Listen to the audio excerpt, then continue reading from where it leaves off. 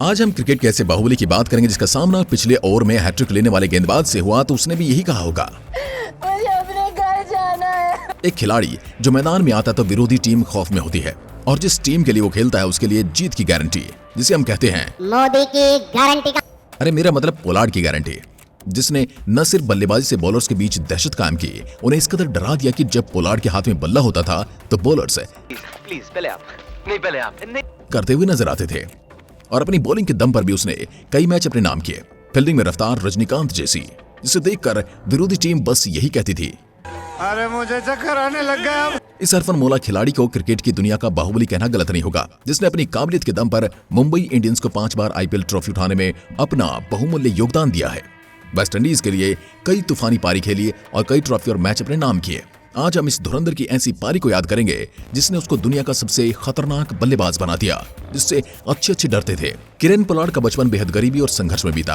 Kieron Pollard के परिवार में उनकी सिंगल मदर के साथ 2 छोटी बहनें हैं। किरण पोलार्ड की परवरिश उनकी मां ने अकेले की है। किरण पोलार्ड का बचपन मानसिक और आर्थिक दोनों तरफ से काफी संघर्ष से भरा रहा।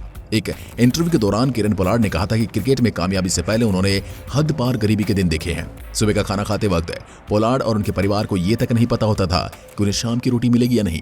पोलार्ड की लाइफ में मानसिक संघर्ष का टाइम तब शुरू हुआ जब उनकी मां नौकरी की तलाश में त्रिनिदाद के शहर में शिफ्ट हो गई। टकारिगुआ इलाका जहां पोलार्ड का बचपन बीता, वो शहर उस वक्त अपराध के मामले में सबसे आगे था। आए दिन हत्या, लूट, मारपीट, ड्रग्स और गांजा जैसी अपराध होना यहाँ रोजमर्रा की बातें थी। ऐसे हालात में रहने के बावजूद पोलार्ड ने हिम्मत का सहारा लिया और कभी हिम्मत नहीं हारी। मेहनत करने पर अपना पूरा फोकस रखा। पोलार्ड ने एक इंटरव्यू के दौरान कहा था कि मेरा ध्यान कभी नहीं भटका और मैंने 15 साल की उम्र से क्रिकेट खेलने के लिए मेहनत करनी शुरू कर दी। और कहते हैं मेहनत के आगे किस्मत भी घुटने टेक देती है, उसे झुकना पड़ता है। और यही हुआ पोलार्ड के जीवन में भी।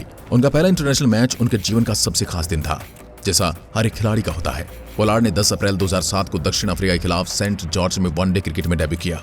उन्होंने अपने करियर का पहला T20 मैच 20 जून 2008 को ऑस्ट्रेलिया के खिलाफ ब्रिजटाउन में खेला।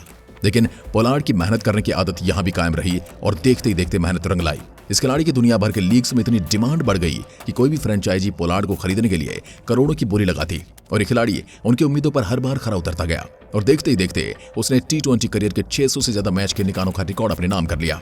पर अब लौटते हैं उस कारनामे पर जिसने पोलार्ड को दुनिया के कुछ चुनिंदा लोगों में शामिल कर लिया। जो कारनामा Brian Lara, Sachin Tendulkar, Ricky Ponting, Virat, Babar और हमारे शर्मा जी भी नहीं कर पाए, वो कारनामा इस बाहुबली बल्लेबाज ने करके दिखाया।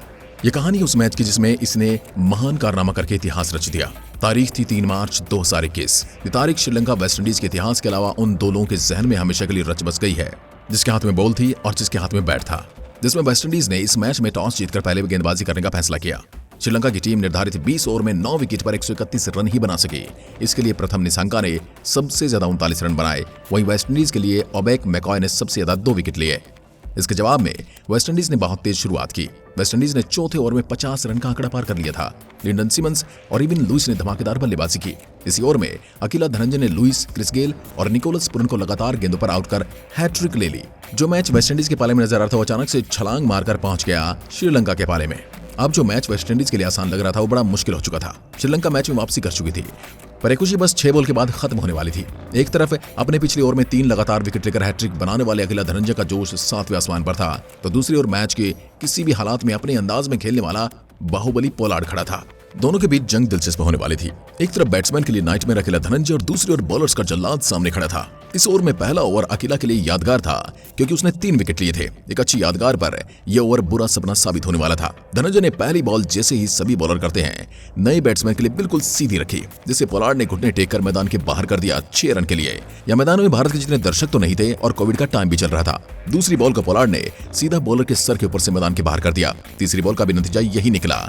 जो धनंजय अपने दूसरे ओवर के खत्म होते होते हैट्रिक लेकर सबकी नजरों में आ गया था, वह तीसरे ओवर तक पहुंचते पहुंचते एकदम फ्लॉप हो चुका था। अब उसी धनंजय को अपनी आने वाली 3 बॉल का मंजर अपनी आंखों से दिखने लगा था। उसने निराशा भरी आंखों से कप्तान की ओर देखा। कप्तान ने थोड़ा हौसला दिया और धनंजय अगली बॉल थोड़ी फ्लाइटेड और तेज डालते हैं, पर रिजल्ट में कोई बदलाव नहीं आया। और ऐसे ही 5वीं और 6वीं गेंद का भी हश्र हुआ। जो धनंजय 1 ओवर पहले सबसे सफल गेंदबाज था, अब वो टीम का सबसे बुरा बॉलर बन चुका था और पोलार्ड बन चुके थे ऐसा करने वाले तीसरे बल्लेबाज। 1 ओवर में 6 छक्के लगाने वाले वो तीसरे बल्लेबाज बन चुके थे। आपको पता ही होगा ऐसा पहले नीदरलैंड के खिलाफ 1 ओवर में 6 छक्के लगाने वाले हर्षल गिब्स थे और उसके बाद ये कमाल किया था भारत के सबसे धांसू ऑलराउंडर युवराज सिंह ने इंग्लैंड के खिलाफ। आपको इन तीनों में से किसकी पारी सबसे बेहतरीन और रोमांचक लगी कमेंट में जरूर बताइएगा। एक बार फिर मिलते हैं, तब तक के लिए नमस्कार, जय हिंद, जय भारत।